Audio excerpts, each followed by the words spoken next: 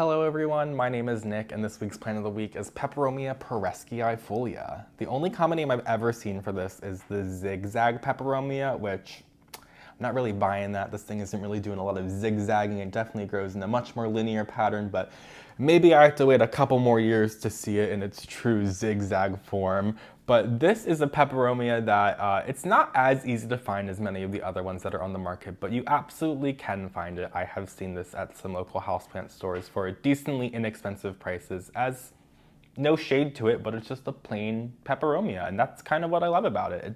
It just really blends into the home and looks fantastic. I have it here in my penis planter. It also has a booty on the back. By Group Partner. I'll try to remember to put a link in the description if you're curious about the planter at all.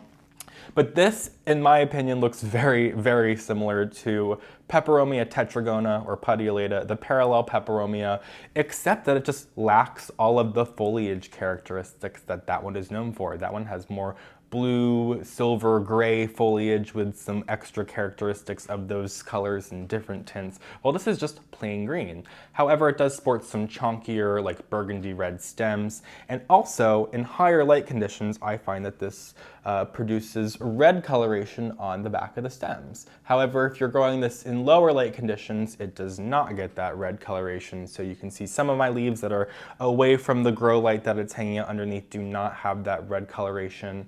And I have another smaller Peperomia pereskiifolia in my home that I keep on just a shelf area that is 100% green. Could they be different cultivars or varieties? Perhaps. I did buy them from different purveyors, but I am just gathering from my experience that that is what's going on with the red foliage. But speaking of sunlight, it's a peperomia, so keeping this in decently high light is key.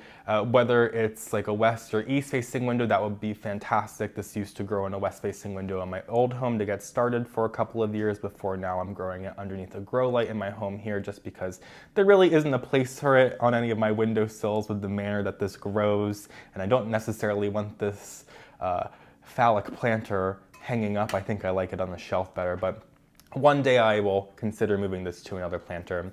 But like I said, sunlight is key, whether it's natural light or grow light. I would be sure to keep this within at least like 6 feet from a window. My other one is probably hanging out like roughly 4 feet from an east-facing window in a decently shaded spot as to why it's not receiving any of the sun-stressing colorations that this one is having a little bit more prevalent on it.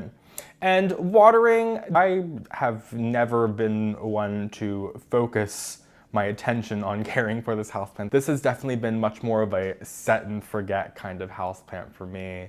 I water it, I'd say like every 10 to 14 days. Both of the ones that I have, while this one has just been a little bit more acclimated and growing a little bit more robust, I feel like I can care about it a little bit less compared to my other one, which just isn't receiving as much sunlight and isn't processing water as fast. So I'm very lackadaisical with it.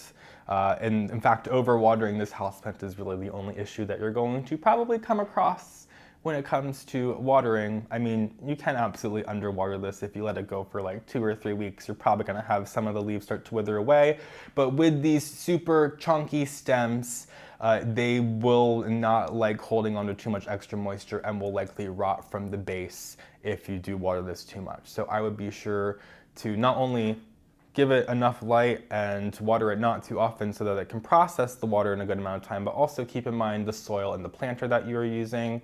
Soil-wise, my peperomia go-to mix just includes some orchid bark and some perlite or volcanic stone. You can add some charcoal as well, but just having a well-draining mixture is really important for these houseplants, as in their natural habitats they're growing in just like very loose soil mixtures, if soil at all. Sometimes they might just be growing little like spaces in trees and rocks. So just keeping that in mind, you're going to care for this plant a little bit better, as well as the potting material. Like I have this one in an unglazed terracotta, and this will suck some moisture out from the soil compared to a ceramic planter, which is not going to suck moisture out. So do be very sure to use a very well draining mixture if you are going to plant this directly inside a ceramic planter. And speaking of which, planting, repotting, I always talk about with peperomias that I recommend keeping your peperomias inside their plastic nursery planters for a decent amount of time. This more traily peperomia, I think you can repot sooner than the more succulent stem like an obtusifolia or a watermelon peperomia, just for example, with those really succulent leaves and stems, but the more trailing varieties of peperomia, which I believe this would fall more into, I worry a little bit less about them. I have better experiences after repotting them, so this one, after it's acclimated your home for a month or so, then you could go ahead and pot it up, but just be very mindful about the potting medium as well as the planter material, as it can really come into play with how you're going to care for your peperomia. These are very low key when it comes to the temperature. They're gonna do totally fine from like 45 to 90 degrees Fahrenheit, so inside your home is totally fine. They do prefer higher humidity as it's a peperomia. These are often more like terrarium style species, so in the best case scenario, this will be receiving 60% humidity at the least, if not more than that, but I, in the last year or so, have not been supplementing humidity, and I have not had an issue with my Peperomia pereskiifolias. And I wouldn't coin this one as a peperomia that requires the extra humidity in order to grow to its fullest potential. I think that's more of the finer leaved peperomias. This one definitely has some decently thick leaves, so I would be mindful there, but worry not. Fortunately, peperomia across the board are non-toxic, so if you have any nippy animals in your home, you don't have to worry about them chewing on your houseplants. Not that you want them chewing on your houseplants, but if they do chew on your peperomias, you're not going to have to worry at all.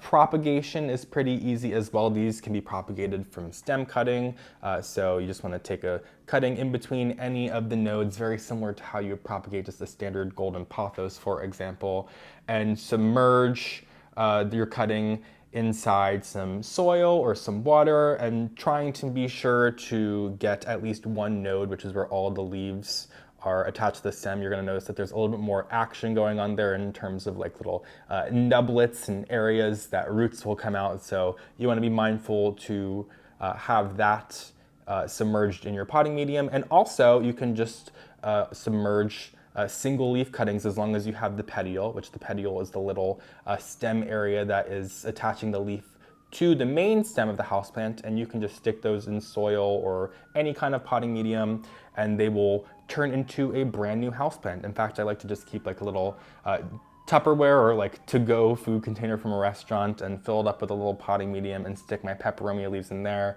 put the lid on to keep it really humid, and just put it somewhere that's getting like bright and direct light. And I've had some really good luck growing some new peperomias from just that. And last but not least, I don't think I talked about the fertilizer. Standard houseplant fertilizer is fine for this. Just be sure to cut it in half as always when you're working with indoor houseplants, and you can fertilize this during the growing season once a month.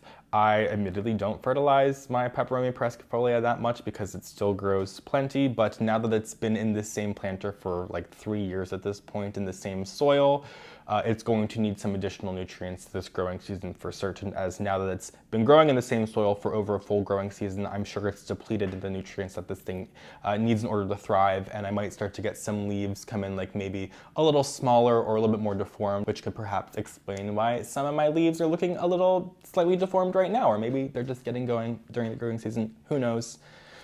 We'll figure it out step by step. But that's going to do it for today's episode of Plant of the Week, Peperomia pereskiifolia. Thank you guys so much for joining me.